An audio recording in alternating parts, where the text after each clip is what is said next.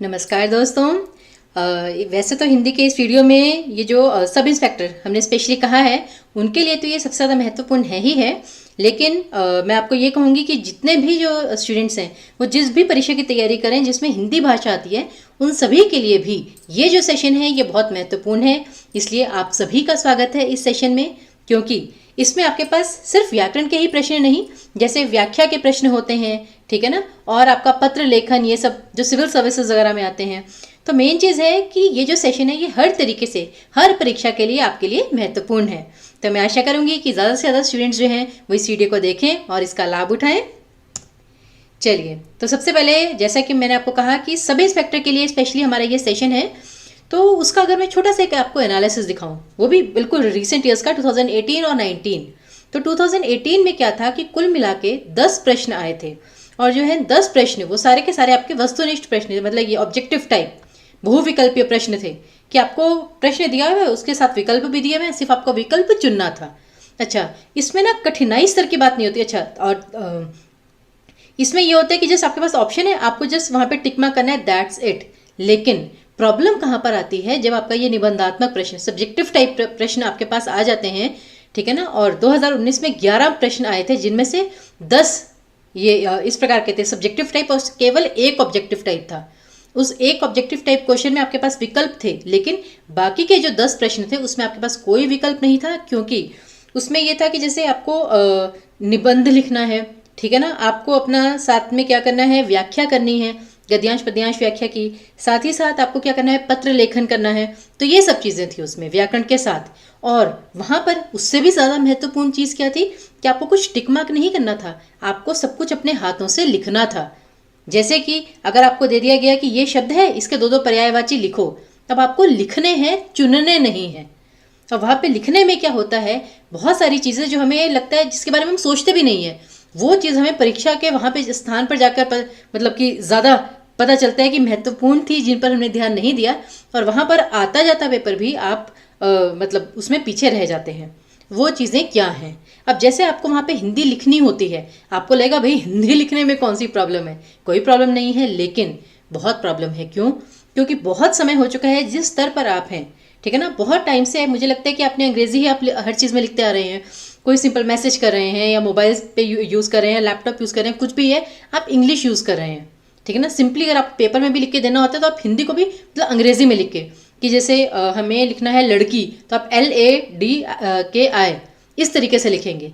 तो इसलिए हिंदी भाषा जो है उसके लेखन का जो अभ्यास है वो बहुत महत्वपूर्ण है। और उसमें भी पेपर में क्या होगा, कोई आपसे नहीं कह रहा कि मोती जैसे अक्षर लिख कर आइए, लेकिन वहाँ पर एक तो सही वर्तनी अर्थात करेक्ट स्पेलिंग मिस्टेक, मतलब इसके लिए आपको पूरा अभ्यास करना पड़ेगा। फिर है स्पष्ट लिखावट, क्लियर हैंडराइटिंग। कभी कभी क्या होता है कि य और प में सामने वाला अंतर ही नहीं कर पाता, या आपने य लिखा है या प लिखा है, वो जैसे प को ऐसे करके लिख देते हैं। अब ये इसे य माना जाए या प माना जाए, बताइए आप, ठीक है ना। अब तो अब जैसे है पवन या यवन, पवन और यवन दोनों का बिल्कुल भिन्न अर्थ है, लेकिन अब ये नहीं समझ में आ रहा कि इसे प माने या य माने। अब ये बड़ी दुविधा की बात हो जाती है। तो यहाँ पर ही महत्वपूर्ण होता है स्पष्ट लिखावट। जो भी लिखें सामने वाले को वही समझ में आना चाहिए, ऐसा ना हो आपने लिखा हो तीर घाट, सामने वाला समझे मीर घाट।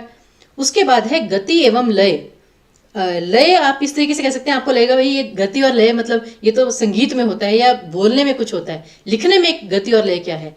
देखिए, लिखने में मैं ये नहीं कह रही फास्ट लिखना है आपको, गति इन द सेंस आपकी जो भी गति है उसमें लय इस प्रकार होनी चाहिए कि जैसे ऐसा ना हो कहीं पे आप छोटा अक्षर लिख रहे हो, कहीं पे बड़ा अक्षर लिख रहे हो, कहीं पे यहाँ लिखा है, कहीं पे थोड़ा ऊंचा करके लिखा है, फिर थोड़ा नीचे लिख करके लिखा है। वो जो एक अलाइनमेंट होती है, सही तरीके से लिखना। आपको लगेगा ये तो बहुत जरा सी बात है, ये तो हमें पता ही है, ऐसा नहीं होता। जब आप एक्चुअली में पेपर पर हिंदी में कुछ व्याख्या वगैरह लिखेंगे, ठीक है ना, लंबे लंबे प्रश्न लिखेंगे, एक दो शब्दों में पता नहीं चलेगा आपको, लेकिन जब आप पूरा पत्र लिखेंगे, पूरी व्याख्या लिखेंगे, तब जाकर आपको पता चलेगा कि आप जल्दी जल्दी जब लिखते हैं, जैसे परीक्षा में आपको जल्दी लिखना होता है, तब आपकी वास्तविक मतलब आपको ज्ञान होता है कि कहाँ पर खड़े हैं आप। और लास्ट में है विचारों की प्रभावी अभिव्यक्ति। अब क्या होता है कि भाई नो डाउट आप बहुत क्रिएटिव हैं, सब कुछ आपको आता है, ठीक है ना, आपके मन में पूरा है कि मुझे लिखना क्या है, लेकिन जब आपके मन में जो विचार हैं उसे लिखने के लिए किन प्रकार के शब्दों का चयन हो। सोच आप 200% लेवल का रहे हैं और लिख आप केवल 100% का पाते हैं या 80% का पाते हैं, रीजन बिहाइंड कि आपको उसका अभ्यास नहीं है। हिंदी की जो प्रभावी शब्दावली है उसका आपको अभ्यास नहीं रहा क्योंकि आपने पहले अभ्यास नहीं किया। तो वो सब जो चीजें हैं, ठीक है ना, ये जो 4 महत्वपूर्ण चीजें, इन पर आपको बहुत अच्छे से काम करना है और ये कैसे होगा? अभ्यास के द्वारा। तो ये स्टार्टिंग में आपको बताना बहुत ही आवश्यक था। अब ये देखिए, ये एक छोटा सा वैसा एनालिसिस है। 2018 में कौन कौन से प्रश्न थे? जैसे इतने सारे विषय आए थे केवल 5 मार्क्स के, मतलब कि जैसे कि हर विषय में आधा आधा मार्क्स का प्रश्न आया था, ऑब्जेक्टिव टाइप थे, लेकिन 5 मार्क्स से सीधा 42.5 मार्क्स, ठीक है ना, 42.5 मार्क्स 2019 में आए थे। क्यों? क्योंकि उसमें निबंध लेखन भी था, और निबंध लेखन, ठीक है ना, कितने ज्यादा मार्क्स का आता है वो भी आपको बताएंगे आगे। फिर गद्यांश, पद्यांश, व्याख्या, पत्र लेखन, और उसके बाद ये सारे जो हैं आपके व्याकरण के प्रश्न जो आपके आधे आधे 1-1 मार्क्स के थे। तो इसलिए महत्वपूर्ण है कि आपको बहुत ज्यादा अभ्यास की आवश्यकता है। अब देखिए, आज जिन विषयों पर मतलब हम प्रश्न करेंगे, ऐसा नहीं है कि मुझे आपको कुछ ज्यादा थ्योरेटिकल समझाना है, प्रश्न करेंगे हम, प्रश्नों के माध्यम से ही आप अपना स्तर समझ सकते हैं। तो संधि विच्छेद, पर्यायवाची विलोम शब्द, वाक्य शोधन, ये तो हो गए आपके साधारण जो व्याकरण के विषय हैं। फिर एक पद्यांश जो है उसकी व्याख्या हम यहाँ पर करेंगे और पत्र लेखन का अभ्यास करेंगे। तो चलिए प्रारंभ करते हैं। सबसे पहले संधि विच्छेद, 5 शब्द हैं आपके सामने। मैं आशा करती हूं कि जब भी आप ये वीडियो देख रहे हैं, जरा इसे पॉज करके स्वयं से इसका उत्तर खोजने का प्रयास करेंगे, उसके बाद इसके आगे देखेंगे। अब जैसे है तल्लीन, अब पेपर में क्या होता है, अगर तो आपके पास ऑब्जेक्टिव टाइप क्वेश्चन आता तब तो आपके पास 4 चॉइसेस होती, आपको 2 सेकंड में लिखना आ जाता। लेकिन आप जानते हैं ना कि संधि विच्छेद में हलंत का, विसर्ग का कितना महत्व है। अगर आप मतलब कि जैसे तल्लीन है पहला ही शब्द, तल्लीन में अगर यहाँ पर ली के ऊपर बिंदु आनी है और अगर आपने नहीं लगाई, उसका भी क्या कहते हैं कि वो गलत वर्तनी हो जाती है, ठीक है ना। अब जैसे सन्यासी शब्द है, कहने के लिए सन्यासी है लेकिन उसकी जो सही वर्तनी है उसमें स के ऊपर बिंदु भी आता है, सन्यासी। बोलने में सन्यासी ही रहेगा लेकिन उसमें स के ऊपर भी बिंदु आएगी। तो इसलिए बहुत बारीकियां होती हैं हिंदी भाषा में जो आपको समझनी है। तब देखते हैं, चलिए इनके उत्तर देख लेते हैं, क्योंकि मैं आशा करती हूँ कि आप अपने एंड पर इसका सॉल्यूशन निकाल रहे हैं। तल्लीन, यहां पर भी एक व्यंजन जो है वो दोबारा आ जाए। संधि विच्छेद की बात मैं कर रही हूँ, इसका मैं छोटे छोटे ट्रिक्स भी आपको साथ में बताती जा रही हूँ। और आपका श श स, श शलगम वाला श षटकोण वाला स और स सरगम, ये 3 जो आपके हैं अंतस्थ व्यंजन जो होते हैं, इन तीनों की अगर रिपीटिशन हो तब तो वहां पे विसर्ग संधि होती है, याद रखिएगा। जैसे कि दुशासन, श 2 बार आया तो दुह जमा शासन। लेकिन अगर उन 3 व्यंजनों के अलावा कोई भी आता है जैसे तल्लीन, उड्डयन, तो समझ जाइए वहां पर व्यंजन संधि है। और यहाँ पर अक्सर जैसे तल्लीन है तो तत् जमा लीन, ये इसका सही उत्तर होगा। फिर है वागीश, वागीश में स्टूडेंट्स को कभी कभी लगता है कि भाई दीर्घ संधि में मैंने वीडियो में बताया था कि बोलते वक्त जहां पर आपका फोकस आए वहीं पर वो आपकी संधि है।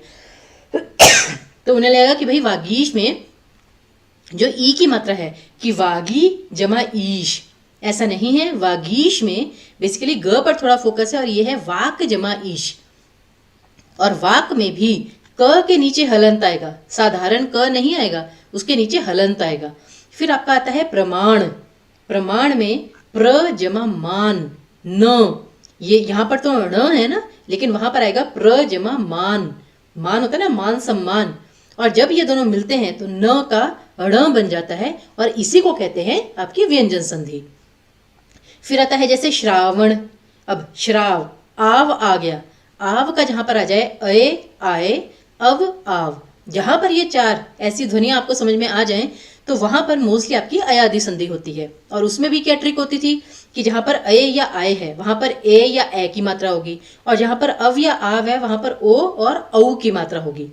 और यहाँ पे आव है, दीर्घ स्वर है, तो वहां पर भी दीर्घ वाला ही आएगा कि औ। तो इसलिए श्रौ जमा अन, श्रावण, तो ये इसकी सही संधि विच्छेद होगा। और दैत्यारी, दैत्यारी में आप जानते हैं कि एक शब्द दैत्य तो है ही है, तो दैत्य जमा आरी, दैत्यारी, दैत्य जमा आरी। तो ये देखिए, ये इसका जो है वो सही संधि विच्छेद आपके सामने मैं लेकर आई हूं कि तत् जमा लीन, या रखिए त के नीचे हलंत आएगा आधा त, तत् जमा लीन। फिर वाक जमा ईश, यहाँ पर भी ग के साथ बड़ी की मात्रा है तो यहाँ पे भी बड़ी की मात्रा ही आएगी, ये तो आपको याद रखना है। फिर प्र जमा मान, न का ण हो गया इसलिए व्यंजन संधि है। फिर श्रावण, श्रौ जमा अन।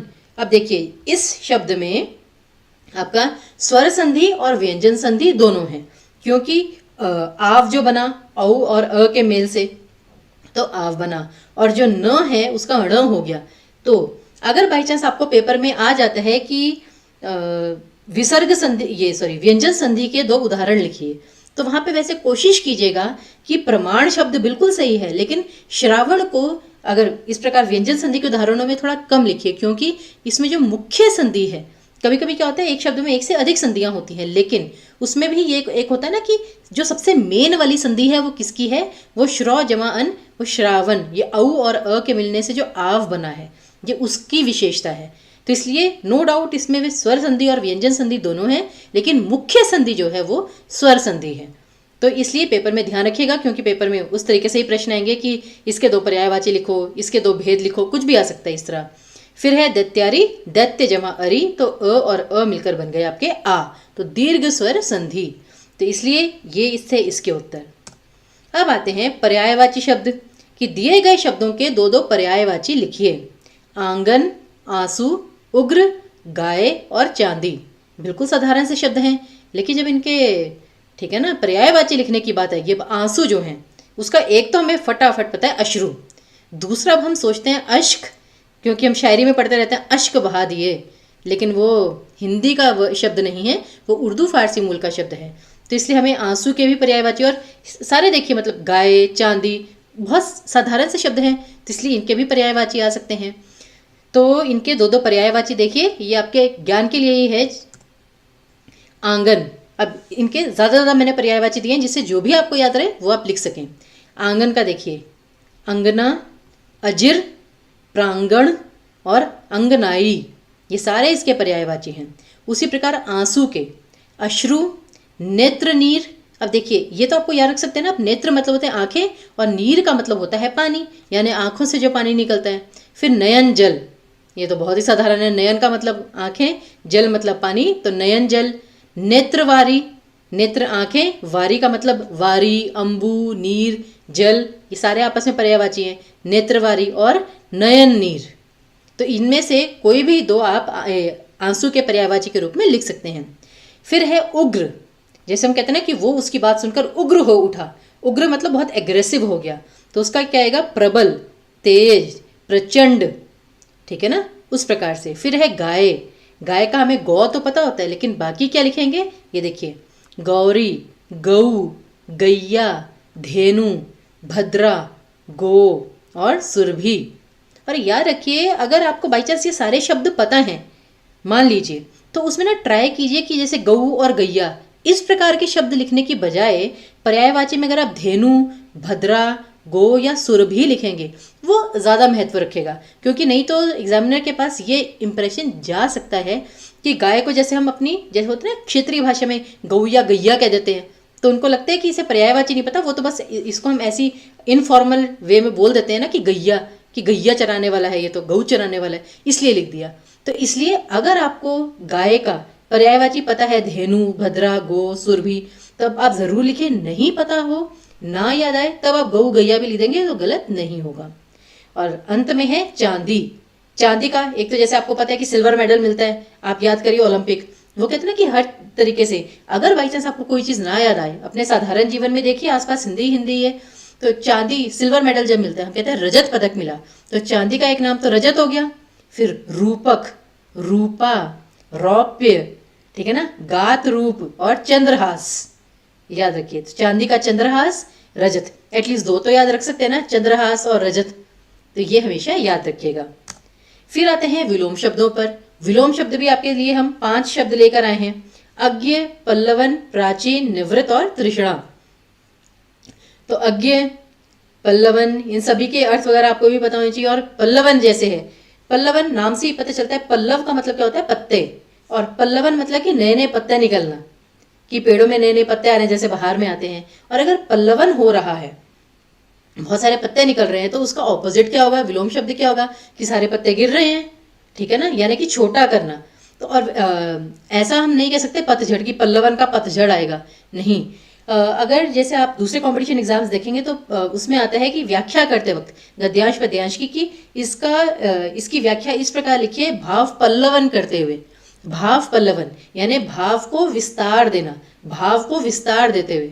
तो बेसिकली पल्लवन का मतलब होता है विस्तार, और उसका ऑपोजिट क्या होगा? संक्षेपण। पल्लवन संक्षेपण, छोटा करके बताना। अच्छा, प्राची, अभी तक तो हमें लगता था कि प्राची किसी का नाम है, या फिर प्राची हमें लगता है कि यार यहाँ पे ना न जो है वो मिसिंग है। हमें लगता है कि प्राची तो या तो केवल किसी का नाम है या प्राचीन होगा, प्राची नहीं होगा। लेकिन प्राची का मतलब होता है पूर्व दिशा, और पूर्व का विलोम क्या होगा? पश्चिम। तो इसलिए प्राची पूर्व दिशा को ही कहते हैं, याद रखिएगा ये चीज। फिर है निवृत्त। हम कहते हैं कि आज से ये अधिकारी सेवानिवृत्त होता है। सेवानिवृत्त होना मतलब कि सेवा से मुक्त हो जाना, या हट जाना, या हटाया जाना, तो मतलब वो जॉब से अब हट चुका है। और हट जाने का ऑपोजिट क्या होगा? विलोम क्या होगा? कि वो सेवा पे आसीन हो गया है, ठीक है ना, कि वो उसमें लग गया है। तो वो होता है निवृत्त का आवृत। निवृत्त मतलब हटना, और आवृत आरना, उस तरीके से याद रखिए। और लास्ट में है तृष्णा। मृग तृष्णा सुना होगा आपने, कि जैसे मृग तृष्णा किसे कहते हैं? कि जो मायाजाल होता है, जो एक्चुअल में होता नहीं है। जैसे कि रेगिस्तान में आप जाएं तो धूल में या फिर धूप में, कड़ी धूप में जाएं तो सड़क के वहां पे आपको लगता है वो मिराज जैसा बन जाता है कि वहां पे पानी है, जबकि होता नहीं है। तो तृष्णा वही है प्यास। और उसका जो ऑपोजिट है वो क्या होगा? कि अगर हमें किसी चीज का लालच है या प्यास है तो उसका ऑपोजिट क्या होगा? कि हमें संतोष मिल गया, हमारी प्यास बुझ गई है। तो तृष्णा का या तो तृप्ति या फिर वितृष्णा, दोनों में से आप कोई भी लिख के आइए, सब चलेगा। तो ये देखिए, ये हैं इनके विलोम शब्द। अज्ञ का विज्ञ या प्रज्ञ, दोनों में से कोई भी लिखिए, सही माना जाएगा। पल्लवन का संक्षेपण, प्राची पश्चिम, निवृत्त आवृत, तृष्णा तृप्ति या वितृष्णा, सॉरी ये मैंने गलती से यहाँ पे लिख दिया, ये यहाँ पे वी भी जोड़िए, व को छोटी ई की मात्रा, वितृष्णा। तो तृष्णा तृप्ति या वितृष्णा में से कोई भी लिखिए, कोई अंतर नहीं पड़ता। आगे देखिए, वाक्य शोधन। आपको जैसे 5 वाक्य दे दिए जाएंगे, उनका सही मतलब शुद्ध रूप आपको लिखना है। शुद्ध रूप मतलब उसमें जो भी गलती है वो ठीक करके आपको सही वाक्य लिखना है। लेकिन इसमें भी एक चीज याद रखिएगा, हो सकता है कि जो आपको वाक्य दिया गया हो वो पहले से ही बिल्कुल ठीक हो, क्योंकि हो सकता है ना कि आपको ट्रिकी क्वेश्चन दे दिया गया हो कि बिल्कुल सही वाक्य है और आपको कहा हो इसका शुद्ध रूप लिखिए, तो उस वाक्य को एज इट इज लिख दीजिए ना भाई, जरूरी थोड़ी ना कि उसमें गलती होगी ही होगी। तो इसलिए हाँ, पहले मतलब मोस्टली यही होता है कि गलत वाक्य ही दिया जाता है, कहीं ना कहीं गलती होती है उसमें। लेकिन ये भी हो सकता है ट्रिकी क्वेश्चन, कहता ना एग्जामिनर के माइंड का कुछ नहीं पता, कब उसका दिमाग घूम जाए। तो इसलिए सबसे पहला वाक्य है, बेटी पराए घर का धन होता है। अब लिंग याद कीजिए, लिंग का निर्धारण किस आधार पर होता है? जो संज्ञा है, कि बेटी पराए घर का धन होती है, ठीक है ना। तो बेटी क्या होती है, क्योंकि अगर पूछा जाए, इसका प्रश्न बनाया जाए, तो हम क्या कहेंगे कि बेटी क्या होता है? नहीं, बेटी क्या होती है? बेटी पराए घर का धन होती है। तो वहां से आपको पता चल जाता है कि यहाँ पे होता नहीं आएगा, होती आएगा। तो इसलिए गलती यहां पर थी। फिर अपनी बात आपको मैं बताता हूं, हम कहते हैं अपनी बात आपको मैं बताता हूं। तो ये वाक्य हमें लगता है इसमें क्या गलती होगी, ये तो सही है। हम भी तो ऐसे बोलते हैं कि तेरे को ना मैं बताता हूं, मतलब चलता है दोस्तों में ऐसा। लेकिन ये सही क्रम नहीं है, इसमें पदक्रम संबंधी शुद्धि है ये, क्योंकि इसे सही तरीके से कैसे लिखना है? मैं आपको अपनी बात बताता हूं, ठीक है ना। मैं अपनी बात आपको बताता हूं, या मैं आपको अपनी बात बताता हूं, मैं आपको आएगा पहले। उसी प्रकार प्रधानमंत्री जनता के हितकर कल्याण के लिए कार्य कर रहे हैं। अब या तो आएगा, यहाँ पे डबलिंग हो गई है, हितकर भी और कल्याण भी। अरे अगर जो हितकर है वो कल्याण के लिए ही तो होगा ना, ठीक है ना। और अगर कल्याण के लिए है तो वो हितकर होगा ही होगा।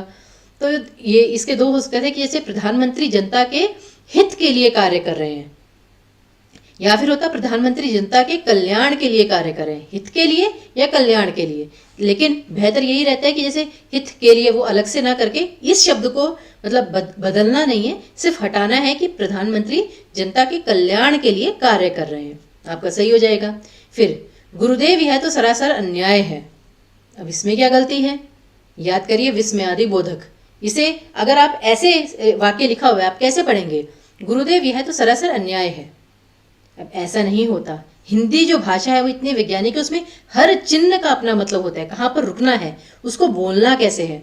तो इसलिए यहाँ पर गलती क्या है, यहाँ पर हम किसी को संबोधित कर रहे हैं, तो संबोधित करते वक्त यहाँ पर एक्सक्लामेटरी साइन आएगा, विस्मयादि बोधक चिन्ह, क्योंकि हम ये इस प्रकार से इसका उच्चारण करेंगे, गुरुदेव यह तो सरासर अन्याय है। तो गुरुदेव के बाद थोड़ा सा हम रुकते हैं, उनको संबोधित करते हैं, तो इसलिए यहाँ पे विस्मयादि बोधक चिन्ह आएगा। और अंत में है, समाज में अराजकता की समस्या बढ़ रही है। जैसे हम कहते हैं ना, समाज में बेरोजगारी की समस्या बढ़ रही है, वो क्या होता है, हम डबलिंग कर देते हैं, पुनरावृत्ति कर देते हैं। अराजकता स्वयं में एक समस्या है। अब मैं ये कहूँ मेरे को मलेरिया की बीमारी हो गई है, आपको इतना कहना काफी है, पर्याप्त है, मुझे मलेरिया हो गया है। अब मुझे मलेरिया हो गया है या मुझे मलेरिया की बीमारी हो गई है, अरे मलेरिया अपने आप में बीमारी है भाई। इसीलिए यहाँ पर ये की समस्या, ये सिर्फ पुनरावृत्ति है, क्योंकि भाषा क्या है ना, देखिए वाक्य की शुद्धि किस लिए होती है कि भाषा को प्रभावी बनाया जा सके, और भाषा प्रभावी कम बनती है कम से कम शब्दों में ज्यादा से ज्यादा संदेश दिया जाए। अब जो शायरी होती है, ठीक है ना, जो कवि होते हैं, किसी भी भाषा के कवि हों, अंग्रेजी के, हिंदी के, उर्दू के, किसी भी भाषा के, कविता की खासियत क्या होती है, उसकी विशेषता क्या होती है कि कम से कम शब्दों में वो इतना गहरा कह जाते हैं कि इंसान सोचता ही रह जाए और मतलब कहे कि क्या बात है, कम शब्दों का इतना गहरा अर्थ। तो वही है, समाज में अराजकता बढ़ रही है, या समाज में बेरोजगारी बढ़ रही है, या समाज में अज्ञानता बढ़ रही है, तो इसलिए किस समस्या लिखने की जरूरत नहीं है। तो ये देखिए इनका शुद्ध रूप कि बेटी पराए घर का धन होती है। मैं आपको अपनी बात बताता हूँ, प्रधानमंत्री जनता के कल्याण के लिए कार्य कर रहे हैं। गुरुदेव यह तो सरासर अन्याय है, विस्मयादि बोधक चिन्ह, और समाज में अराजकता बढ़ रही है, ये इसके सही उत्तर है। चलिए अब बस 2 प्रश्न रह गए, ठीक है ना, प्रसंग, ये पद्यांश की व्याख्या और पत्र लेखन। अब आते हैं व्याख्या पर।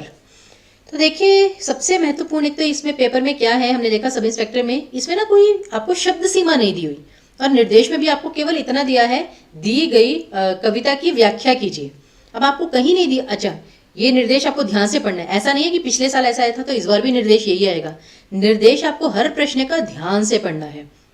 हो सकता है वहां पर लिखा हो कि दी गई कविता की सप्रसंग व्याख्या लिखिए। अगर लिखा है सप्रसंग मतलब प्रसंग के साथ, तब आपको प्रसंग लिखना है, जो केवल 2 या 3 पंक्तियों का होता है मैक्सिमम, ठीक है ना, और उसके बाद आपकी व्याख्या जो है उसके लिए आप स्वतंत्र होते हैं, जैसे मर्जी लिखिए। लेकिन बस यही है आपको पेपर में देखना है वो कितने मार्क्स का आया है। अगर जैसे 10 मार्क्स का मोस्टली आता है या 5 मार्क्स का आता है, तो फिर आपको अपनी जो व्याख्या है वो भी उसी अनुसार ही करनी है। अब जैसे कुछ पेपर में जो व्याख्या है वो 20 मार्क्स की आती है, तो भैया 20 मार्क्स की व्याख्या आ रही है तो आपको उतनी लंबी लेंथ भी उसकी करनी होगी। लेकिन अगर 5 मार्क्स की आ रही है तो आप उस अकॉर्डिंगली लिखिए, 3 की जगह 2 अनुच्छेद लिख लीजिए व्याख्या में। तो अब जैसे ये है, प्रकृति के यौवन का श्रृंगार करेंगे कभी ना बासी फूल। देखिए कितनी अच्छी बात है कि जो बासी फूल होते हैं, पुराने वे सड़े हुए फूल, वो प्रकृति का श्रृंगार कैसे करेंगे। मिलेंगे वे जाकर अतिशीघ्र, आह उत्सुक है उनकी धूल, कि जो जैसे कहते हैं ना सारे धूल में ही जाकर मिल जाते हैं, तो बासी फूल तो धूल में मिल जाते हैं। पूरा तंता का यह निर्मोह सहन करती ना प्रकृति पल एक, नित्य नूतनता का आनंद किए है परिवर्तन में टेक। टेक लगा के मतलब उसका सहारा, कि जैसे है नित्य मतलब कि सदा से, नूतनता की नई नई चीजें, नूतन कि नया नया, तो नया नया कुछ होता रहता है। बासी फूलों को कोई नहीं पूछता, बासी फूलों से प्रकृति नहीं सजती है, जो नए नए फूल आते हैं, नए नए फूलों से ही उसकी शोभा बढ़ती है। और ये कहाँ पर एक्चुअली इंगित कर रहा है, कविता क्या होती है ना, देखिए कविता में सबसे महत्वपूर्ण होता है कि जो कहा जाता है, जो लिखा जाता है, अर्थ उसका सिर्फ वो एक लक्षण होता है, उसका वास्तविक अर्थ छिपा हुआ होता है, तो आपको उस वास्तविक अर्थ तक पहुंचना है। और अगर ये 5 मार्क्स की व्याख्या है तो ऐसा तो है नहीं कि पहले आप इसकी एक एक करके एक्सप्लेनेशन देंगे, कि पहले इसकी वर्ड टू वर्ड दी, उसके बाद जाके फिर आपने एक्चुअल उसका मीनिंग 2-3 लाइनों में दे दिया। नहीं, इसकी व्याख्या कैसे लिखनी है वो देखिए। और एक महत्वपूर्ण चीज, व्याख्या जो होती है वो हर व्यक्ति भिन्न भिन्न तरीके से करता है, तो हम ये नहीं कह रहे कि जो हमने व्याख्या लिखी है इससे बेहतर हो ही नहीं सकती, लेकिन ये भी एक प्रकार से व्याख्या हो सकती है। इसके अलावा हो सकता है कि आप इसे किसी और तरीके से लें, किसी और अर्थ में लें, तो आप उसको उस तरीके से विस्तार दीजिए, ठीक है ना, उसकी व्याख्या को। अब देखिए क्या है, दी गई पंक्तियों में कवि ने श्रृंगार एवं वीर रस का अत्यंत सुंदर जो चित्र है, ठीक है ना, सुंदर मिश्रण करते हुए। अब देखिए इसमें ना जो व्याख्या, अब आपको पता है कि ये निबंध तो है नहीं कि 20 या 30 मार्क्स का आ रहा है कि इसमें आप बहुत ज़्यादा लंबा लिखते जाएंगे, और उसे भी खैर एग्जाम में कितना डिटेल में पढ़ता है वो तो उस पर डिपेंड करता है।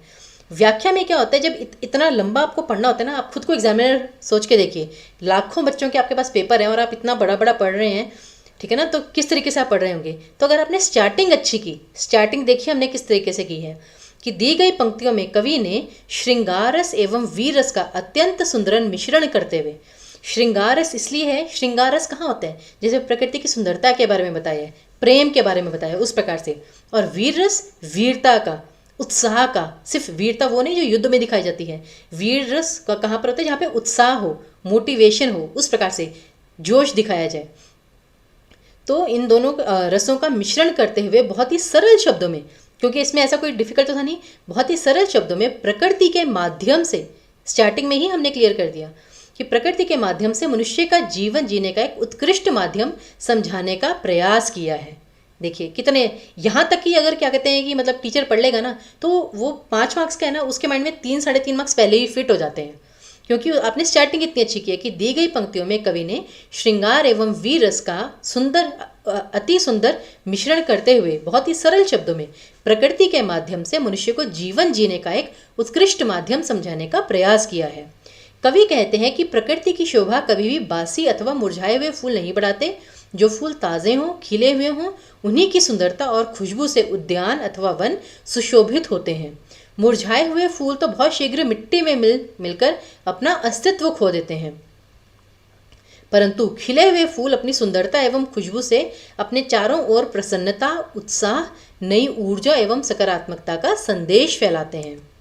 तो इससे हमें क्या समझने को मिलता है कि यह सत्य है कि खिलना और मुरझाना प्रकृति का अपरिवर्तनशील नियम है, ठीक है ना। और हम ये नहीं कह रहे कि कभी कोई चीज़ पुरानी होगी नहीं, हर चीज़ अपने समय, मतलब एक निश्चित समय के बाद पुरानी हो ही जाती है, ठीक है ना।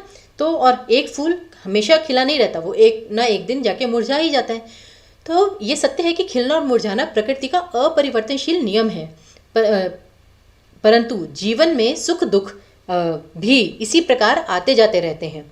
तो अब यहाँ से मेन बात शुरू होती है, ऐसे में मनुष्य को भी भविष्य में मुरझाने का भय एवं शोक त्याग कर वर्तमान में उत्साहित एवं आशा से भरकर जीवन को पूर्णतः जीना चाहिए। मेन बात ये है, ये बताना चाह रहे हैं कवि कि जो जीवन में, ठीक है ना, बासी जो फूल है कि आप पुरानी चीज़ों को याद कर करके रोते रहें या भविष्य के लिए मतलब जो है वो सोच सोच के भी रोते रहें तो मन दुखी होगा।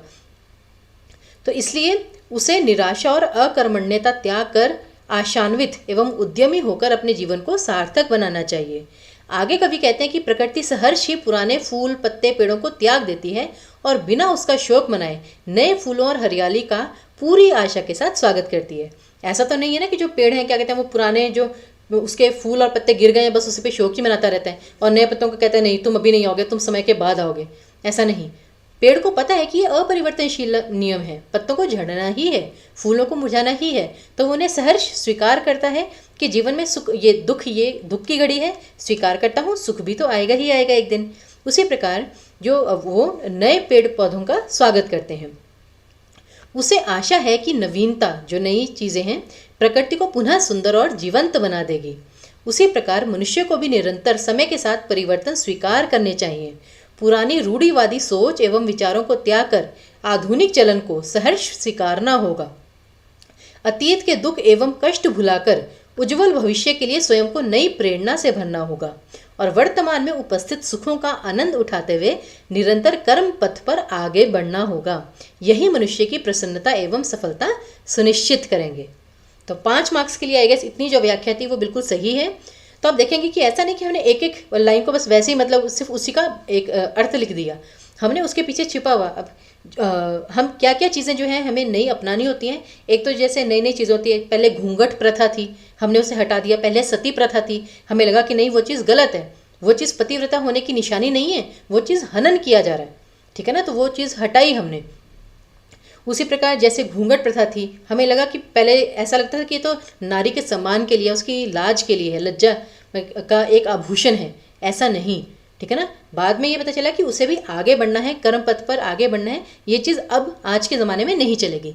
तो इसलिए मनुष्य को अपनी पुरानी रूढ़िवादी सोच विचारों को त्यागना होता है, नवीनता में आगे बढ़ना होता है। उसी प्रकार सिर्फ सोच ही नहीं, अगर पुराने कुछ दुख हैं, आपसे कोई गलती हो गई, आप उसी को लेकर रोते रहें और उस पर फिर निराश होकर बैठ जाएं, काम ना कर पाएँ, तो कैसे चलेगा। फिर आपको सफलता कभी मिल ही नहीं सकती। तो इसलिए वही चीज़ हमने यहाँ पर कितने मतलब कम शब्दों में उन सभी चीज़ों को इंक्लूड कर दिया। और वर्ड्स देखिए जैसे निराशा, अकर्मण्यता, फिर स्टार्टिंग में श्रृंगार रस, वीर रस, काव्य रस का अगर आपको, मुझे लगता है कि मुश्किल से ना आधा घंटा लगेगा या 15 मिनट, अगर आप वो ज़रा सा भी समझ लें और व्याख्या में इंक्लूड कर देना, मैं कहती हूँ मज़ा आ जाएगा। उसमें आपके 1.5 मार्क्स वैसे ही बढ़ जाते हैं, क्योंकि एग्जामिनर के माइंड में इंप्रेशन पड़ जाता है कि हाँ इसे हिंदी का ज्ञान है। तो ये थी आपकी व्याख्या। और अब अच्छा, व्याख्या के बारे में कुछ महत्वपूर्ण बातें क्या हैं कि व्याख्या भिन्न भिन्न हो सकती है और अभ्यास से ही हिंदी शब्दावली में सुधार होगा, जो मैं हमेशा कहती आई हूँ। तो जैसे हमने ये व्याख्या लिखी, आप भी एक बार व्याख्या लिख के देखिए। मैं कहती हूँ आपके पास हिंदी की वो स्कूल टाइम की बुक्स होंगी या नेट पे, मैं कहती हूँ मोबाइल पे मैसेजेस अगर आते हैं कहीं से भी पढ़िए, मैं पहले भी बता चुकी हूँ। तो व्याख्या किसी की भी आप कर सकते हैं और लिखकर आप हमें भेजिए, हम चेक करके आपके साथ शेयर करेंगे, ठीक है ना। आपको गाइड करेंगे कि आपने ये अच्छा किया है, इसे और अच्छा कीजिए, ये गलत किया है, इसमें सुधार कीजिए, ठीक है ना, इसमें आपको इम्प्रूवमेंट की ज़रूरत है।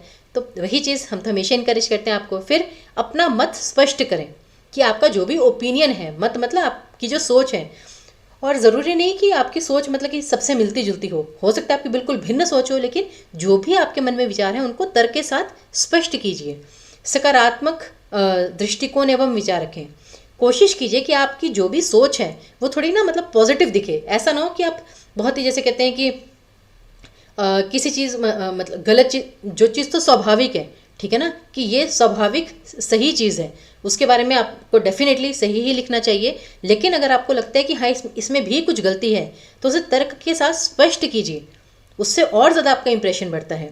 और एंड में ज्ञान एवं आवश्यकता से अधिक ना लिखें, जिससे गलती की संभावना कम रहे। वही चीज़, माना कि बहुत समझदार हैं, बहुत होशियार हैं आप, लेकिन अगर आप ज़रूरत से ज़्यादा, आपको पता है कि आपको वो चीज़ नहीं पता, लेकिन इंप्रेशन जमाने के लिए आप लिख दें और गलत लिख दें, ठीक है ना, तो वही होता है कि फिर वही आसमान से टपके खजूर में अटके। तो वही चीज़ है कि जितना आपको पता है उतना सही से लिखिए, उतना अच्छे से लिखिए, जिससे कि उसमें गलती की संभावना ना रहे। और ये कहाँ पे होता है, जैसे मैंने अभी आपको कहा शब्दावली, कि उससे भाषा प्रभावी होगी। लेकिन ऐसा ना हो कि आप कठिन शब्द लिखने के चक्कर में, ठीक है ना, वर्तनी गलत लिख दें और उसका अर्थ का अनर्थ हो जाए, मतलब हो जाए कुछ। उससे बेहतर है अगर आपको वर्तनी पर पकड़ नहीं है, स्पेलिंग्स आपको ज़्यादा अच्छे से नहीं आते, बिल्कुल साधारण भाषा में व्याख्या लिखिए, लेकिन सही लिखिए। वही है ना कि क्वालिटी या क्वांटिटी दोनों, मतलब कि दोनों में से एक भी हो तो मतलब लेकिन खैर क्वांटिटी मैं ये नहीं कहूँगी, यहाँ पर क्वालिटी पे आप कभी कॉम्प्रोमाइज़ नहीं कर सकते। जो आपकी मतलब क्वालिटी है वो कॉम्प्रोमाइज़ कहीं भी नहीं होनी चाहिए। और अंत में आते हैं अब हम पत्र लेखन पर। तो वो थोड़ा सा आपका व्याख्या के बारे में था। तो पत्र क्या है आपका, वैसे तो कितने भी प्रकार के पत्र आ सकते हैं। हमने यहाँ पे एक छोटा सा एग्जाम्पल आपको देने का प्रयास किया है। जैसे अपने क्षेत्र में, ठीक है ना, बिजली संकट से उत्पन्न कठिनाइयों का ध्यान, ठीक है ना, आपको दैनिक समाचार पत्र के संपादक को लिखे पत्र के माध्यम से आकर्षित करना है। क्योंकि आपको पता है कि जो ये होते हैं आपके समाचार पत्र, ये जन जन तक पहुंचते हैं, साधारण जन तक पहुंचते हैं, ठीक है ना। तो उस प्रकार से तो क्या होता है, देखिए पत्र क्या होते हैं, औपचारिक पत्र भी होते हैं, अनौपचारिक पत्र भी होते हैं। सबका जो एक तरीका होता है, एक स्वरूप होता है, प्रारूप होता है, वो भिन्न होता है। तो उसमें आपको कैसे कैसे लिखने, जैसे औपचारिक पत्र ही ऑब्वियसली पेपर में आपको आएगा, जैसे सेवा में संपादक महोदय, किसको आप लिख रहे हैं, फिर उसका जैसे कहते हैं एड्रेस की, दैनिक समाचार पत्र मेरठ, वो कहाँ का है और किस मतलब किस संस्थान का है और फिर किस राज्य का है, कि सेवा में संपादक महोदय, दैनिक समाचार पत्र मेरठ। फिर आता है सबसे महत्वपूर्ण आपका विषय, क्षेत्र में बिजली संकट से उत्पन्न कठिनाइयों हेतु, और फिर महोदय, मैं आपका ध्यान संजय नगर पांडव नगर मेरठ में बिजली की अनियमित जल आपूर्ति की ओर आकर्षित करना चाहता हूँ। इस क्षेत्र में 24 घंटे में केवल 12 घंटे ही बिजली आती है। क्षेत्र के निवासियों को बिजली की आपूर्ति का सामना करना पड़ रहा है। इसके साथ ही अधिकतर रात में बिजली की कटौती होती है। अब यहाँ पर आप एक चीज़ देख रहे होंगे, भाषा बिल्कुल साधारण है और कहीं भी ऐसा नहीं कि बिल्कुल पर्सनल कि मैं मेरा। स्टार्टिंग में तो ऑब्वियसली ये होगा ही कि मैं आपसे मतलब आशा करता हूँ कि, और मैं आपका ध्यान यहाँ पर आकर्षित करना चाहता हूँ, लेकिन कि जैसे एक होता है ना कि सबको लेके उस प्रकार से बात करनी है कि क्षेत्र के निवासियों को बिजली की आपूर्ति का सामना करना पड़ रहा है। इसके साथ ही अधिकतर रात में बिजली की कटौती होती है, बिजली की कम आपूर्ति, सॉरी यहाँ पे आपूर्ति तो ये हो गया कि मतलब उसकी आपने अवेलेबिलिटी करवा दी, ठीक है ना। बिजली की आपूर्ति कम आपूर्ति का सामना करना पड़ रहा है। उसके बाद फिर आपका प्रातः में भी, सुबह के समय में भी बिजली की आपूर्ति अनियमित है। वही चीज़, कई बार रात के 2-2 दिन तक बिजली नहीं आती है। बिजली की इस आपूर्ति को लेकर क्षेत्र 2 दिन तक, अगर यहाँ पे ये है कि रात के 2-2 बजे तक, या तो हम कहें कई बार 2-2 दिन तक बिजली नहीं आती है, या फिर रात के 2-2 बजे तक। तो अगर यहाँ पे है रात के 2-2, तो यहाँ पे फिर बजे आएगा, ये दिन नहीं आएगा, बजे, कि रात के 2-2 बजे तक बिजली नहीं आती। तो बिजली की इस आपूर्ति को लेकर क्षेत्र के निवासियों में रोष है कि जितनी बिजली की अवेलेबिलिटी है उससे मतलब बहुत गुस्से हैं।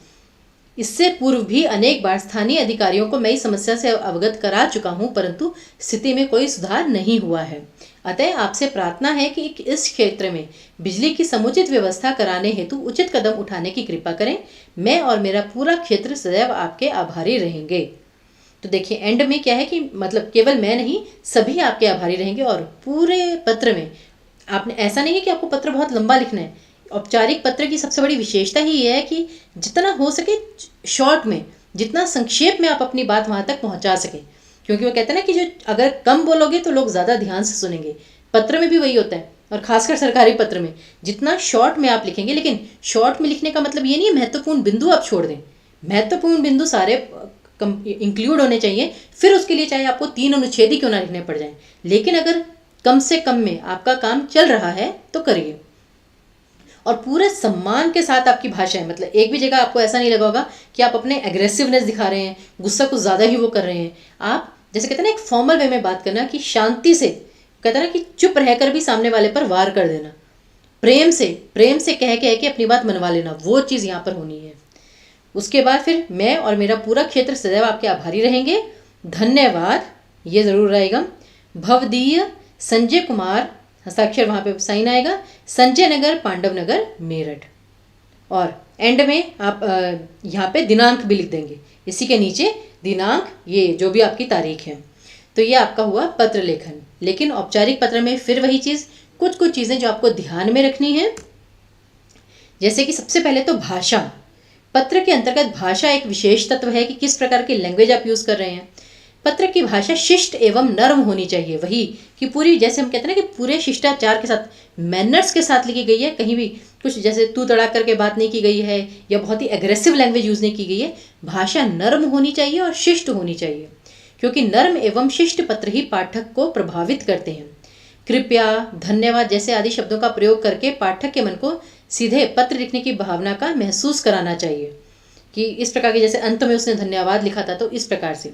फिर संक्षिप्त, जैसे मैंने आपको कहा था कि कुछ आपको डिटेल में नहीं लिखने, शॉर्ट में लिखने, कि वर्तमान युग में प्रत्येक व्यक्ति के लिए समय धन से कम मूल्यवान नहीं है। इस कारण व्यर्थ के लंबे पत्र लेखक व पाठक दोनों का बहुमूल्य समय व्यर्थ नष्ट करते हैं, ठीक है ना, मूल्यवान समय नष्ट करते हैं। मुख्य बातों को बिना संकोच के लिखा जाना चाहिए। अनावश्यक रूप से लंबे शब्दों को लिखने का परित्याग किया जाना चाहिए। फिर है स्वच्छता। अच्छा देखिए, दूसरी बात एक और क्या चीज़ है कि एक तो आप बिल्कुल क्लियरली लिखें, दूसरा ना जब भी आप लिखते हैं, और ये सिर्फ पत्र के लिए नहीं है, ये आपकी व्याख्या वगैरह, निबंध वगैरह सभी के लिए है। जो आपको लिखना है ना, जैसे एक वाक्य है, वो मन में एक बार बोल लीजिए, क्योंकि कभी कभी क्या होता है आप लिख लेते हैं, बाद में आपको लगता है कि नहीं इसकी जगह तो ये आना था, फिर आप कटिंग करके वहाँ पे लिखते हैं। जितनी ज़्यादा कटिंग होगी ना, फिर आपने कितना प्रभावी क्यों ना लिखा हो, गलत ही इंप्रेशन जाएगा। और बाई चांस, चलो मैं कहती हूँ कभी कभी क्या होता है ना कि जब हम कोई बात लिख देते हैं, बाद में हमें पता चलता है इसे तो हम और बेहतर तरीके से कर सकते थे। तो वो तो होता ही है, हर वक्त हर समय आप में इम्प्रूवमेंट होती रहती है। तो इसका मतलब ये नहीं कि जो आपने लिखा है वो गलत है, ठीक है ना। इसलिए कहते हैं कि अभी अभ्यास कर लो, जिससे परीक्षा में आप अपना सबसे अच्छा दे सकें। तो पेपर में अगर आपको लगता है कि इस शब्द की जगह ये शब्द और ज़्यादा अच्छा होता, लेकिन अब आपने लिख दिए, कटिंग मत करिए। जितनी कटिंग करेंगे, जितना मतलब कि वो अस्वच्छ दिखेगा, जितना मतलब कि वो घिचपिच दिखेगा ना, उतना फिर इंप्रेशन डाउन जाता रहता है। तो पत्र की भाषा सरल और स्पष्ट होनी चाहिए, जो सीधे सीधे समझ में आए, कोई डबल मीनिंग बात नहीं लिखनी आपको।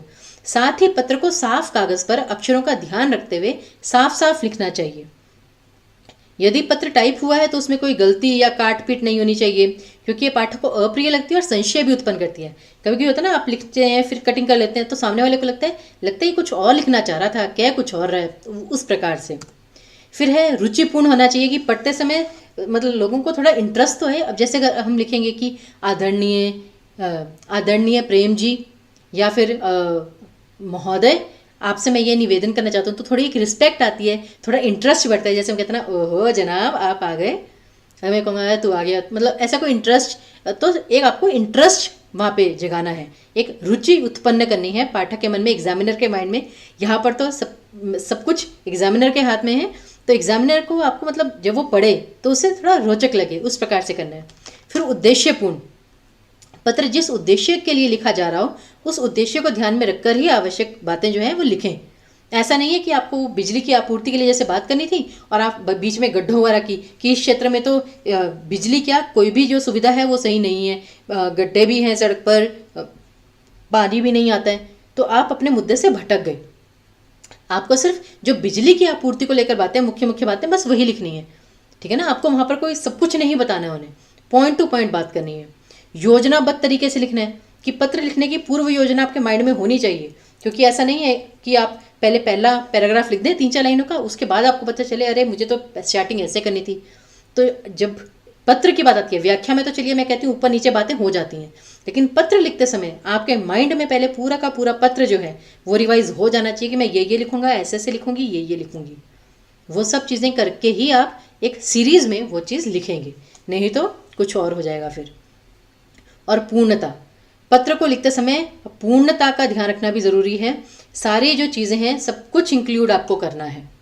जैसे बाई चांस आपको पेपर में कोई ऐसा पत्र लिखन आ जाता है जिसमें आपको कुछ दस्तावेज भी जो है वो जमा करने हैं साथ में, तो आप ये लिखेंगे कि आपके अनुरोध पर मैं ये दस्तावेज इस पत्र के साथ जमा कर रहा हूँ, जिनकी सूची मैंने पत्र के अंत में दी है, तो वो भी आप उसमें सारा मेंशन करेंगे। तो हर चीज़ आपको इंक्लूड करनी है, कोई भी चीज़ मिस नहीं करनी है। लेकिन वही है, जितना शॉर्ट में हो सके लिखिए।